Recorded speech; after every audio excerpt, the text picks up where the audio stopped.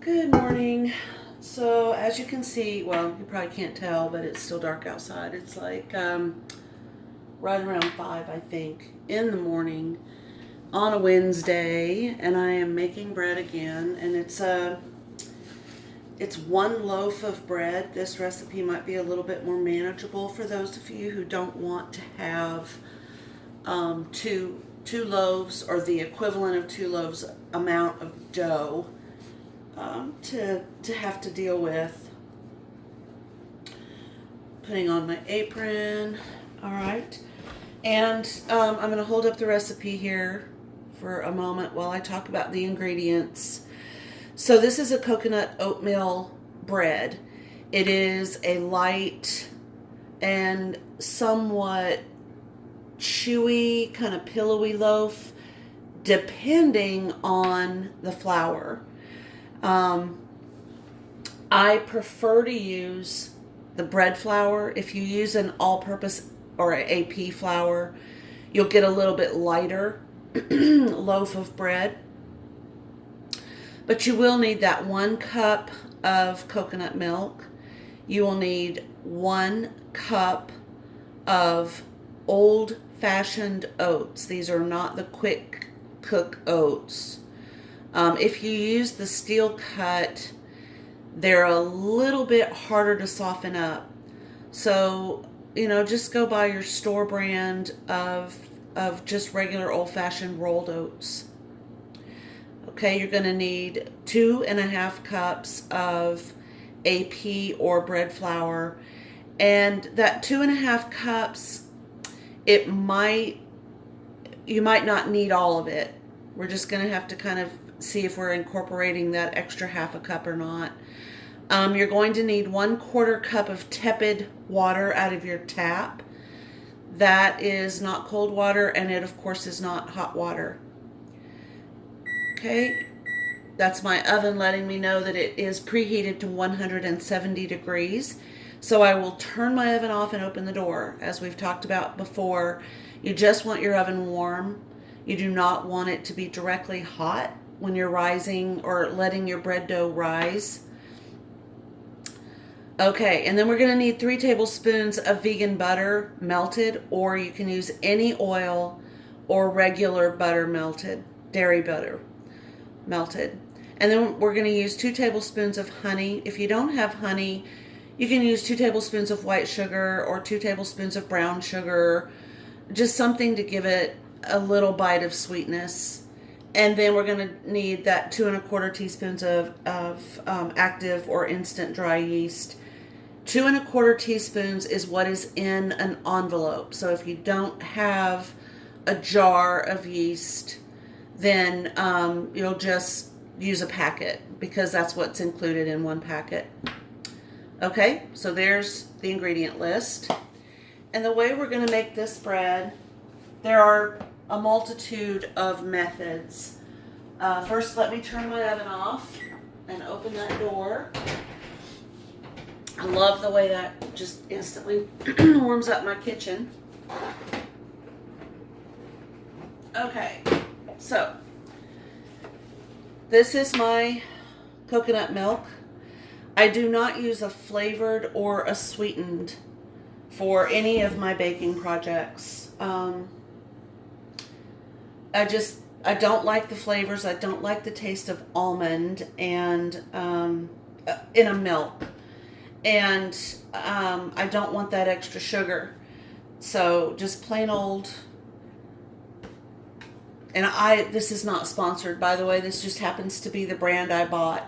When you purchase your coconut milk, you're going to see on the side right here where it says shake well. They mean it. Give it a good, shakety shake. Okay.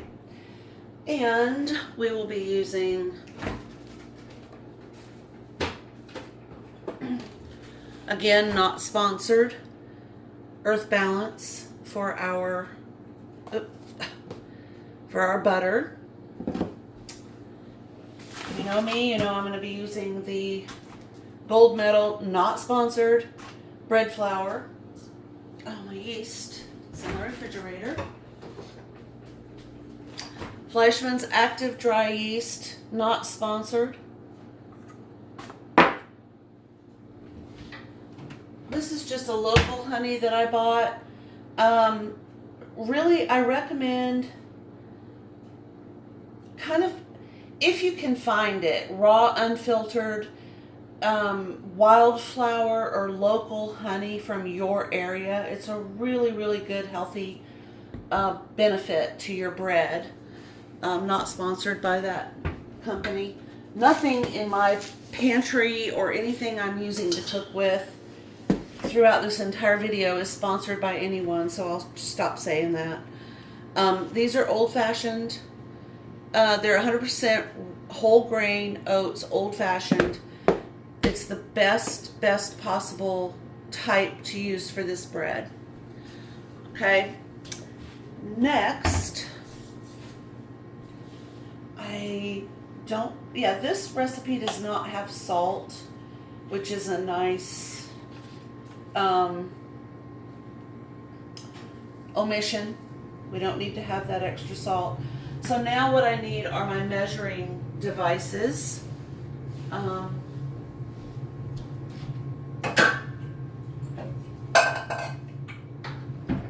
right. So the first thing we're going to do is we're going to shake up our coconut milk, and we're going to put it in a microwave safe measuring cup. Measure 1 cup of this, and the process for this bread, and you might want to go ahead and either get out a pen or a pencil or kind of think about what I'm saying.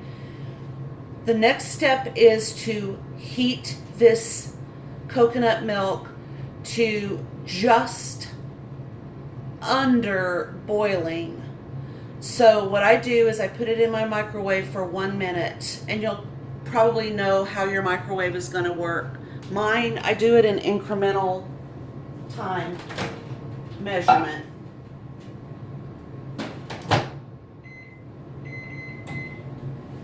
So it will go in there for 1 minute, and then I'll check it again. I want it to get to about 120 degrees, thereabouts. Okay, so I'm going to go ahead and measure 1 cup of my Quaker oat or my rolled oats into my measuring cup. And really, what video would be complete without Bama telling everybody in the world that they're not supposed to walk by our house? So I'm going to measure out my oats.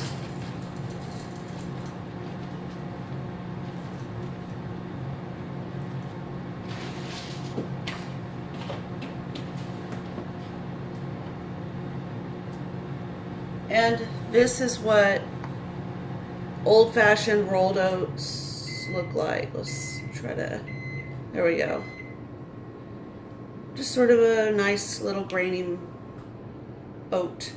I'm going to put that in my big bowl. I'm using my big, huge bowl today. Okay. My milk is just slightly warm. It's not at that 120 range, so I'm going to put it in there for another minute. I don't really want to waste it by getting it too hot and have that scalded. Although there are some bread recipes that do require scalded milk. This isn't one of them. Okay. So we have 2 ingredients here that need to be handled with, they need to melt. So I'm going to use my milk to take care of that. And I'm going to go ahead and add my 2 1/4 teaspoons.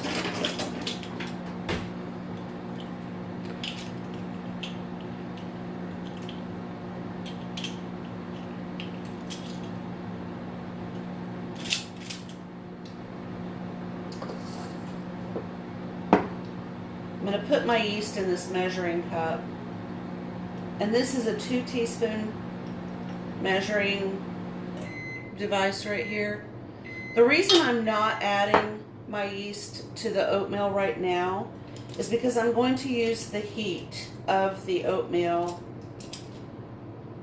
to, of the milk to soften up my oatmeal. I'm looking for my 1/4 teaspoon measuring.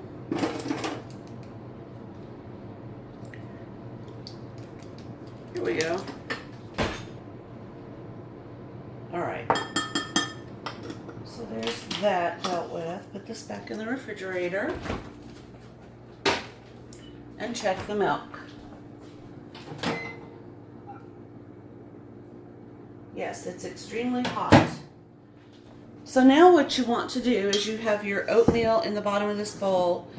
You want to pour this very hot 120 degree temperature milk on top of the oatmeal.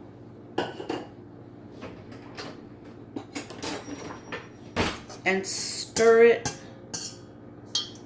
just to combine all of the oatmeal with the milk. And this will soften it up. While this is cooling, because that's kind of what you need to have happen, you'll see it's going to kind of expand. I don't know if I can, we'll just do it like this. It's going to kind of expand. The oatmeal is, as you know, you probably grew up eating oatmeal. It's kind of gloppy, and there we go. Okay. You don't want this to be too hot because it will kill your yeast. If you're using the type of yeast that I'm using, it cannot handle that 120 degree, 115 degree. But my bowl was cool. It's very hot to the touch now from that hot milk. But I want to add my 3 tablespoons of butter or oil while it's hot, so that the heat from that hot milk will help melt this butter out. Otherwise, you can just melt it in the microwave. Okay. And normally I would use stick. That's a little bit more than a tablespoon, so I can cut back on the next one. And normally I would use a stick earth balance. However, the store apparently was out. They didn't have it this last time that we went shopping. All right. Put this back in the refrigerator. Now I'm going to check my oven temp. The door's been open. Okay, now I can close the door to retain a little bit of that heat. Like I said, you don't want that oven to be hot. You have to always be mindful of your yeast. You just don't want to overheat it. All right, so the butter is melting.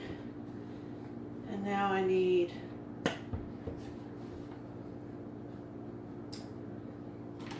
2 tablespoons of honey.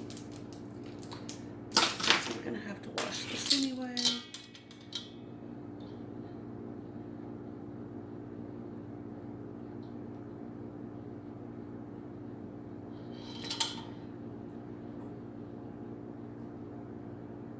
This really does taste kind of like an old-fashioned-y kind of hearty hearth bread. It reminds me of winter, just cold winter mornings. It's great with tea. Makes lovely sandwich bread. If you're looking for something, you're having a soup or something for supper and you need just a side complement and are tired of crackers, this toasted up makes just wonderful, wonderful accompaniment for a soup, especially a hearty soup. And the fact that it's just one loaf makes it very manageable for those who have, like I've talked about before, if it's really, really hard and painful for you to knead a bread, this is really, really simple and easy to do, like we've demonstrated in the past.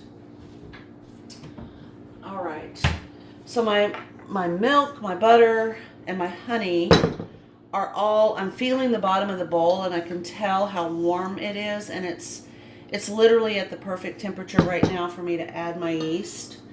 If you're not sure, if that part has not become sort of intuitive yet, just go ahead and heat up about a quarter cup of tepid water in your microwave. You want it to be in that 110 range tops. No more than that. If you touch it with your finger, remember body temperatures are 98.7, 98.8. If it's warmer, if there's just a little bit of, ooh, it's almost too hot, then let it cool off and it'll be perfect. 110 is the max for this Fleischmann's Active Dry Yeast. Okay, I'm going to go ahead and put my yeast in there. Stir it up.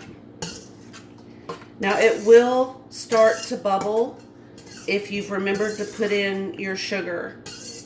It's got something to eat, something to feed off of.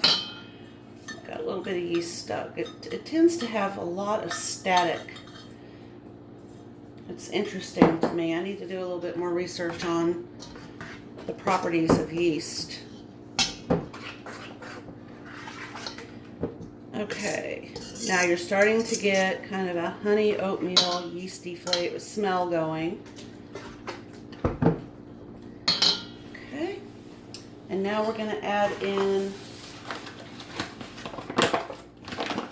2 cups of our flour. And remember, you just kind of want to, you don't want to pack it. You don't want to tap on your measuring device because that will push it down further and you'll end up with more flour than you really ought to have. All right, there's 1 cup. We'll stir that one in.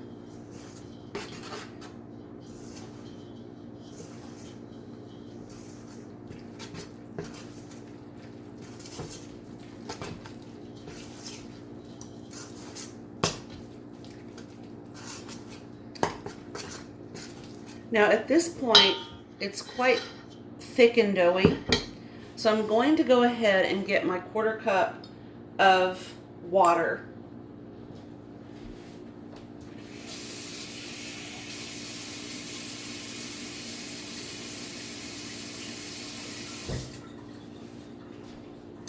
And this is just straight from the tap, and it's not hot and it's not cold. I'm going to go ahead and pour that in. This makes it easier to stir. So if you've got shoulder issues or arm pain, if you live with a chronic condition that just makes it impossible and uncomfortable, adding that little bit of water can help. Okay, we're going to add 1 more cup of flour. And you could mix 1 cup AP flour, 1 cup of bread flour, if you wanted to do that. I have not branched out yet with this recipe on other flours, like oat flour. I think with the oatmeal or even a wheat flour, I just worry it would be too heavy, and I like the fact that this is kind of light. Okay, so now it's at this stage where I'm going, it's not a developed dough per se, like most flour and bread recipes are, where you can pick them up and, you know, handle them easily. This one is going to be a little sticky.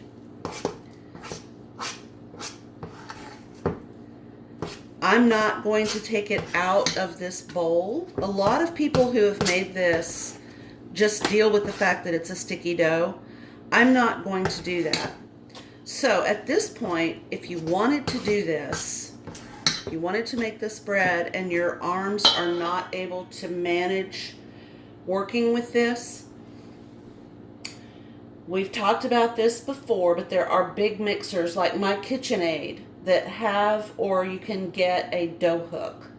And you could have, this bowl could be the bowl that goes to your mixer, and you could use this method with a mixer and a dough hook for about 6 minutes. I will have to do this for about 10 minutes to develop the dough and get it ready for rising. But I'm going to use my spoon. My spoon is big enough. I don't need to stick my hands in this dough. I am going to add, the more flour you add, the heavier your dough, the heavier your bread becomes. So I'm reluctant to do it, but I can see it kind of needs a little extra. And I didn't add that extra 1/4 cup anyway. So now it's just a little bit easier to manage. It will still be sticky, and I'm very reluctant to stick my hands in it. But I am going to have to. I'm going to use some flour to get this off of my spoon.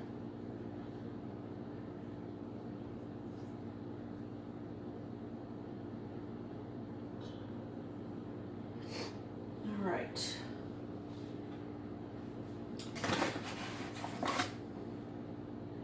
And I'm just going to use one hand.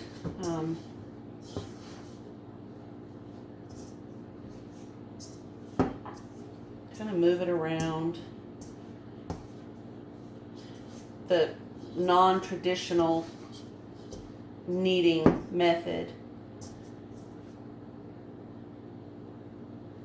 But this would work well for someone suffering with painful shoulder joints, or,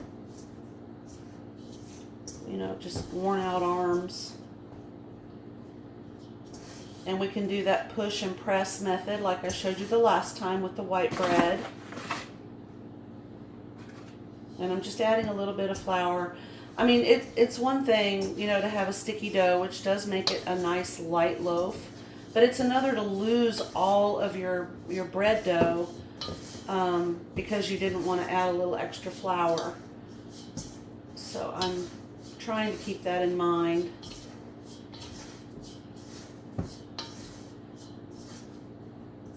And just kind of roll it around. It's starting to feel a little bit more like bread dough. It's not too bad. So I think I can bring it out of the bowl. Yeah. Put a little bit of flour.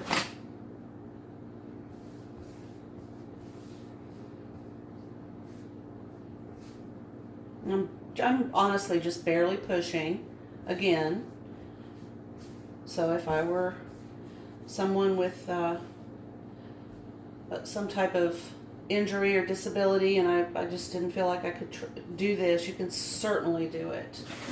I'm using one hand to reach into my flour and the other one to knead with. I don't really want to lose a lot of my flour or my dough onto my hand. So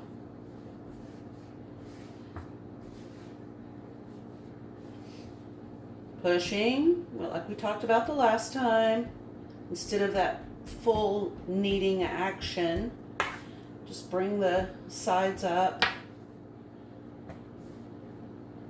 And prior to starting this video, I wiped off my countertop with plain water.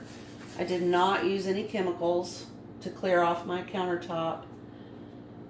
I mean, it gets a good cleaning twice a day. But when I'm making bread, no thank you. I don't want chemicals in my bread.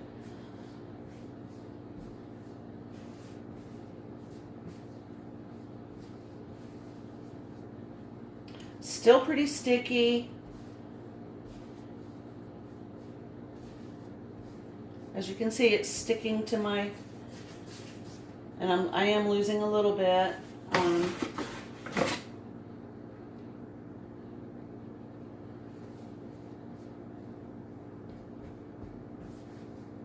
But if you were doing this with your mixer, it would all be in the bowl and you wouldn't even have to worry about losing a little bit of your dough.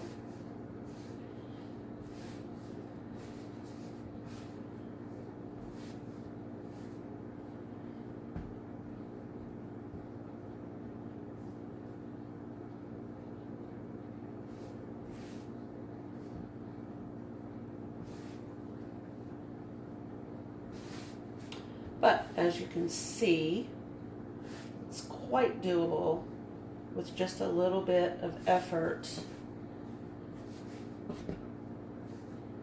And again, this could be a family activity if you had children of any age, or if you were visiting a friend or your parents. I strongly believe that our elder society is being horribly neglected. And these are the kinds of things that, right here, making bread, that is so valuable to keeping things happy, engaging. Whether it's someone that is suffering with the horrible effects of Alzheimer's or dementia, or if it's just someone that has had to move to a care facility, they still value your time. Take them to your kitchen and let them help you with this process. Maybe learn a little bit about their life.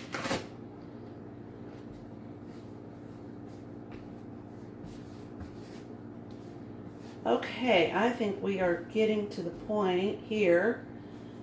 I can feel my dough is really developed. I like the way it feels, and it will be a sticky dough. Try to remember, it's not going to be a traditional bread dough. But yeah, I like the way this feels. All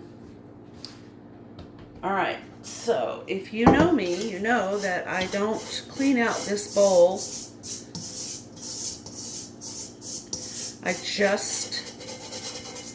I'm sure that's loud and obnoxious on the video. I just sort of wipe out some of the flour, and now I'm going to take my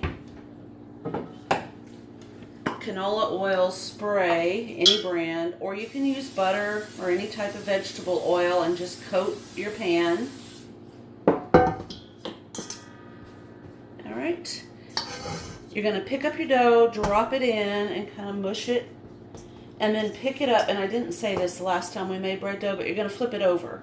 You want both sides of your dough to have a nice coating of oil. This helps it stretch and rise without drying out too badly.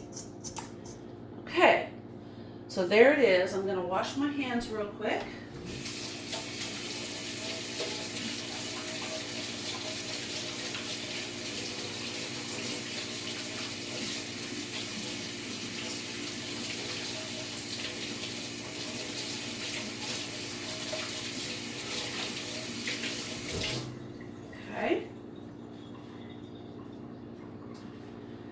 We're going to take a clean dish towel, cover up our dough, and pop it into the warm oven.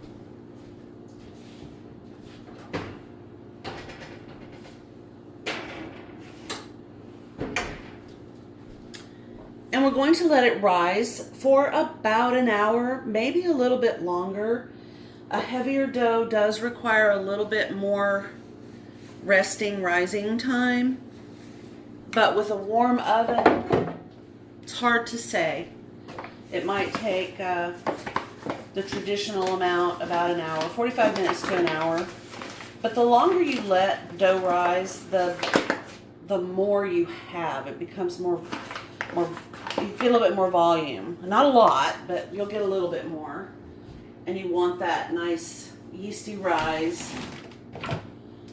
So we will let that happen. When we come back, we'll see our doubled bowl of dough, and we'll go from there. While I'm cleaning up, I did want to mention, if the cleaning up process is difficult for you, because I don't know if you can see this, but there is, you know, sticky dough sort of trapped on my kitchen countertop. A really easy way to remove that, and this is the little bits of dough that I lost, which I put in the garbage. I don't throw this down the sink. Is to take the kitchen towel that you were using to wipe off your countertop prior to making your bread. Put a little bit of hot water on it, and then just sort of set it on there. That's warm water. So instead of spending all your time trying to scrub and scrub and scrub when your arms are just not going to appreciate that, just set this on and then kind of push it, and I can feel it just coming right off. It's not difficult at all. But if I had tried to use my sponge, it'd be gooping up the back of my sponge. It'd be harder to do, and I would be just, defeated once again. That took nothing right there. And it will rinse right out of your dish towel. And I can just let this sit. I'm gonna want to have this chemical-free area to work with again before I finish up my bread. So I'm not going to clean it with any chemicals. Just going to let it sit there and dry. And then I'll come back and be able to work with my bread some more. In an effort to keep my video rolling, because I think many of you know that I keep having technical difficulties because I'm not a techie and I don't really